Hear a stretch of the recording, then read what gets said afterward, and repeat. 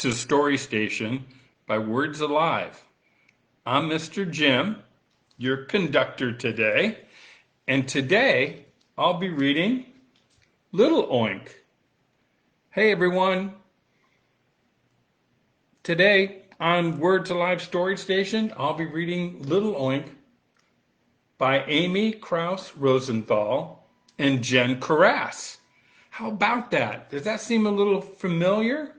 Maybe, because we read Little P not too long ago.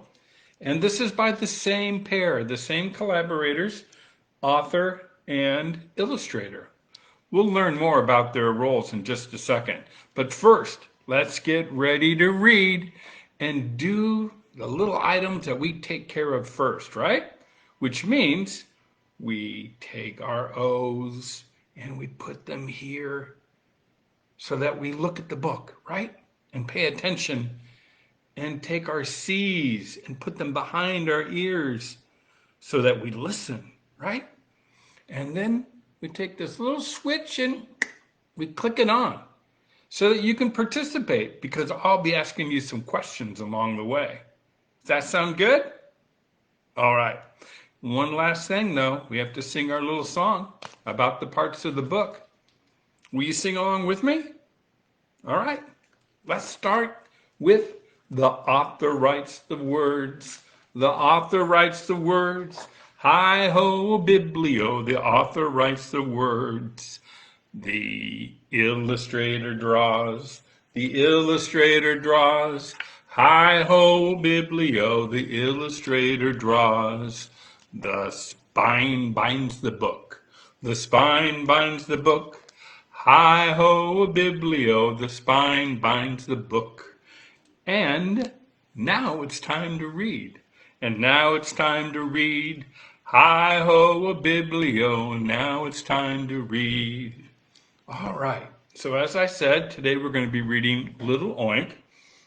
And you may notice something again about the cover is that what kind of animal do we have here?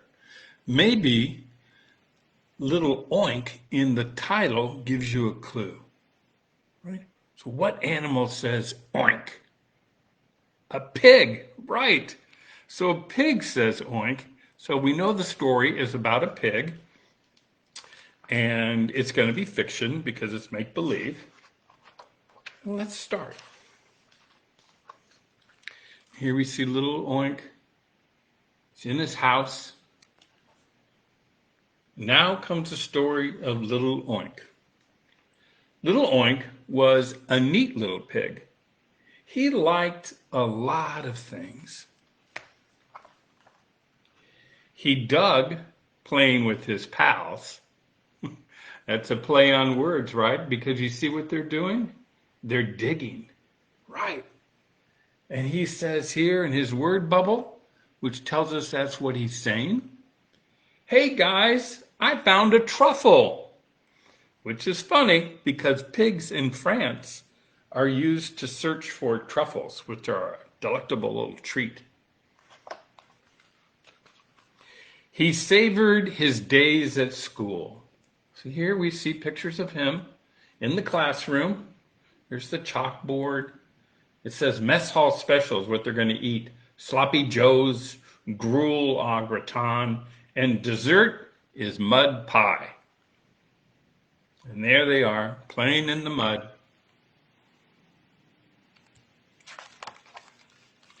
And he relished nighttime with Mama and Papa Pig, his parents. And they sang this song together, which I think you know too. So I want you to sing along with me. Are you ready? This little piggy went to market, and this little piggy stayed home. This little piggy had roast beef, and this little piggy had none. And this little piggy ran all the way home. Yeah, we know that. We know that real. And there was one thing that Little Oink did not like to hear. What do we suppose that is? Mess up time. because that's what you have to do when you're a pig. Make a mess, mess, mess. Now remember, he's a neat little pig. All my friends get to clean their rooms. Why can't I? Asked little Oink. And we see here his friends, right? We have one that's a kitty cat, one that's a skunk. What do we think this one is with the tail? A monkey, right? And then we see that they're all making their rooms clean for their parents. But no, little Oink has to mess up his room. If you want to grow up to be a respectable pig, you must learn how to make a proper mess, said Papa Pig. Mess up your room, put on some dirty clothes, and then you can go out and play, said Mama Pig. Can you imagine being told to mess up your room? Do I have to? Little Oink snorted. Yes, you have to, they retorted. So off he went. And he says here, we got a little word bubble, right? When they do this in the cloud, it's what they're thinking. And he thinks to himself, when I grow up, I'm going to let my kids clean up their rooms as much as they want. So he unmade his bed. Remember? He's got to do the things to make a mess. He unfolded his clothes. He threw his towel on the floor. And he put on a stained t-shirt. Would you ever do that? No. Your mom or dad would make you go back in and put a clean one on. He dragged in some mud. Here we are. Have I messed up enough already? Asked little Oink. I still see toys in their bin, mister. Please, not another room until this room's a total pigsty. And what is a sty? Do we know what a sty is? It's a place like a pen, that a home for a pig. Fine, whined the swine. And now we see him tossing his toys out of the bin. And you can count with me, okay? Are you ready? 1 toy. 2 toys. Now he goes all 3 toys. 4 toys. 5 toys. 6 toys. 7 toys. 8 toys. 9 toys. Where's our 10? 10 toys. Those are all the toys he took out of his bin that were nice and neat, and he made a mess with them. There. Now can I go play? Yes, little piglet. Now you can go play.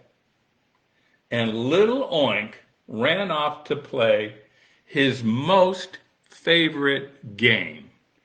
Now, what do we think his most favorite game would be, huh? House, right?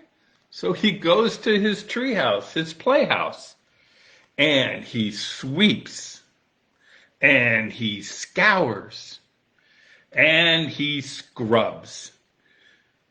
And here he is in his treehouse, all cleaned up. And he says, now, this is hog heaven. And they all lived, here we are, here's our friends, happily ever after. There's our pig family. Mama, Papa, and little Oink. And there's a little coda at the back of the book reminds us of that thought that little Oink had. When I grow up, I'm going to let my kids clean up their rooms as much as they want. Now, what do you think? Would you rather mess up your room or clean it up? What would your mom and dad rather you do? Right, clean it up. Well, that was Little Oink by Amy Krouse Rosenthal. I want to thank our friends at Chronicle Books for allowing us to read it.